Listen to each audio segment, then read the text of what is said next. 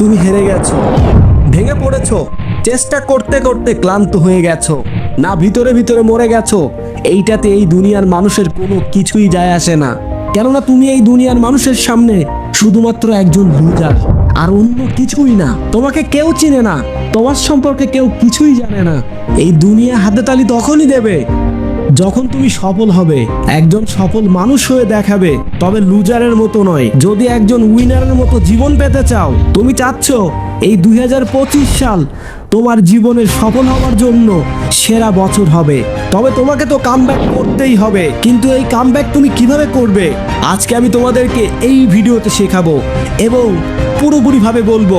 তোমার 2024 খুব খারাপ চলে গেছে, এখন 2025 আসতে চলেছে, তাই তোমার কামব্যাকটা এমন হতে হবে যেন মানুষ দেখার পরে শুধু আফসোস করে।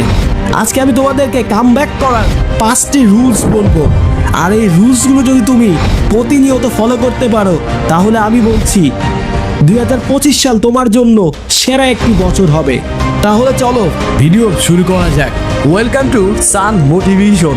দেখো, সবার প্রথমে তোমাকে একটা খাতা কিংবা একটা ডায়েরি নিতে হবে এবং সেই ডায়েরিতে তোমাকে লিখতে হবে তোমার 2024-এ ঘটে যাওয়া